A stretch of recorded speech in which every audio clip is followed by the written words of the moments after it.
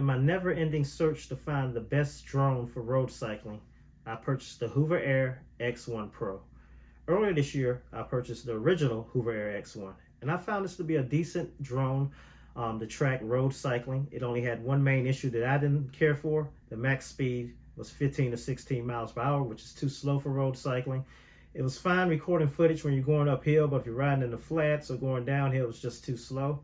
So I was thrilled when Hoover announced they were going to release a new drone, a Pro model, that could track up to 26 miles per hour. So this drone tracks at 26 miles per hour. That drone tracks at 15 miles per hour. The Hoover Air X1, the original, only records at 2.7K. This one here, the Hoover Air X1 Pro, records in 4K.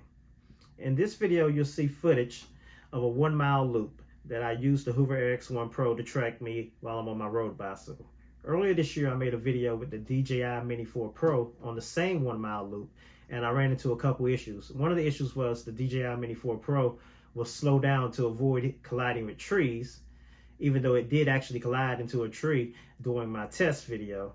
And that was always a problem. It'll slow down to avoid colliding in the trees, and then it will lose track of you. So I did the same 1 mile loop with this Hoover Air X1 Pro, and it did absolutely perfect. I didn't have to get off my bike to retrieve the drone at all. The tracking was continuous, and it reached speeds up to 26 miles per hour. So I'm going to show you that footage, and then I'll have a couple more clips in the video of me recording with the Hoover Air X1 Pro on dolly track right in front of me, which looks exceptionally well. And I'll show it recording in follow mode at various heights, like at medium distance behind and a flat shot height, and medium distance tracking me from behind at a high height. And at the end, I will discuss the one thing I do not like about this drone. This drone has one issue I do not like, and hopefully during the update, the Hoover Air X1 Pro will be updated so it can fix the issue that I have a problem with. This is footage of the Hoover Air X1 Pro follow me. I have it set at medium distance behind, and I have the height set on high. As you can see, it's flying about a foot above my head, and I like how it's flying high above the car. So this is the start of the 1 mile loop that I like to test my drones for the follow me mode while I'm on my bicycle. As you can see, it's very clear. The image is sharp. So the quality of the video is very good. It's not shaky. So the gimbal is very stable, and it's definitely in 4K.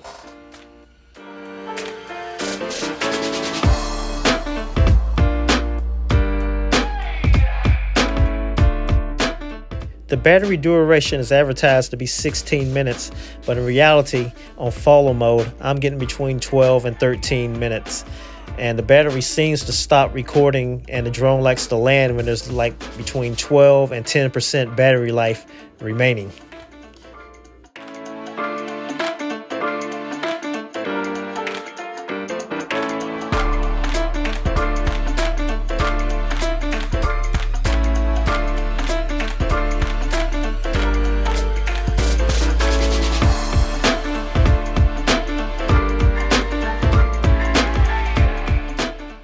I have the drone in the follow mode, I have the distance set at medium, and I have the height set at flat.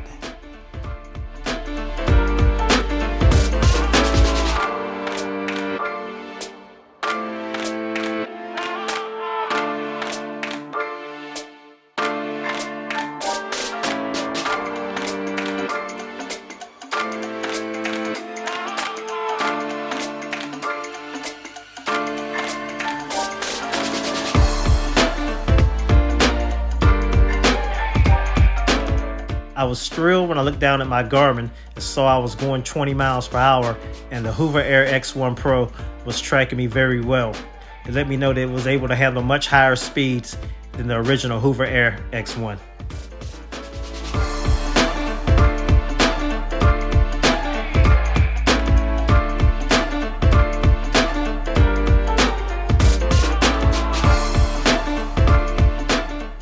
As you can see, I'm reaching speeds of 25 and 26 miles per hour.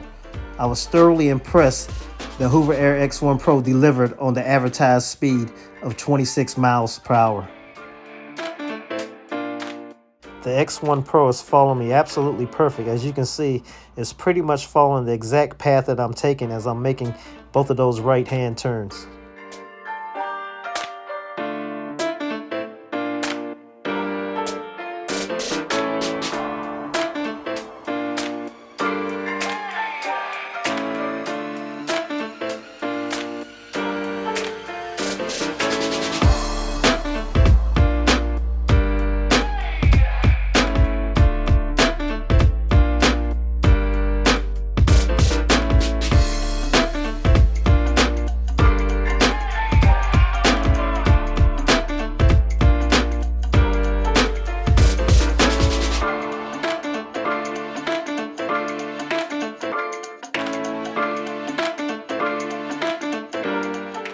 I was very impressed how the Hoover Air X1 Pro followed me as I went around this car that was backing into its driveway.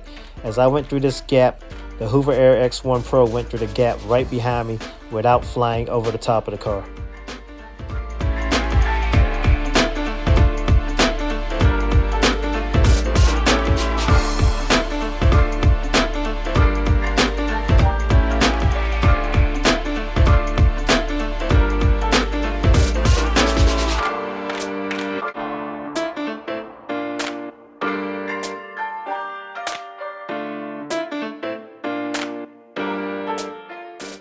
I'm approaching the end of the 1 mile loop, and as you saw, I didn't have any kind of problems, any kind of hiccups. The Hoover Air X1 Pro followed me flawlessly. It went through some tight spots and it avoided the trees.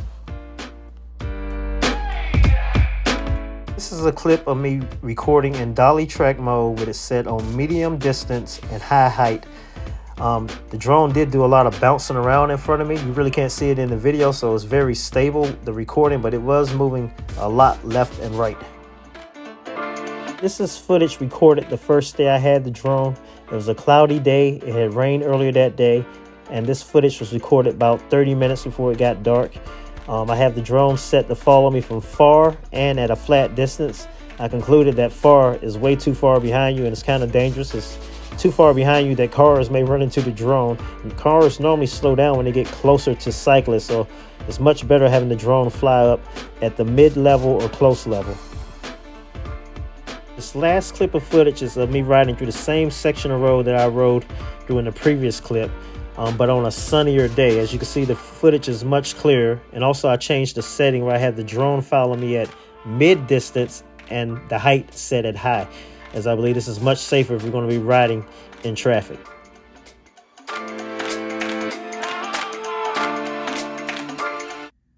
So I only had one issue with the Hoover Air X1 Pro, and that is that it likes to auto land when the battery gets low. And I would say when the battery gets low, it's somewhere between 12 and 10%. It initiates an auto landing. It's happened to me twice while in follow me mode. I can hear the drone is no longer following me. So I turn around, and I would say within 20 to 30 seconds of me turning around and retrieving the drone, it is within 2 feet of landing on the ground. Somebody's going to get their drone destroyed this way. It's going to land on the ground, and a car is going to run over it, or another cyclist will run over it. And I can imagine flying this over water, and it decides to auto land in the water. It'll probably be completely destroyed if it lands in water.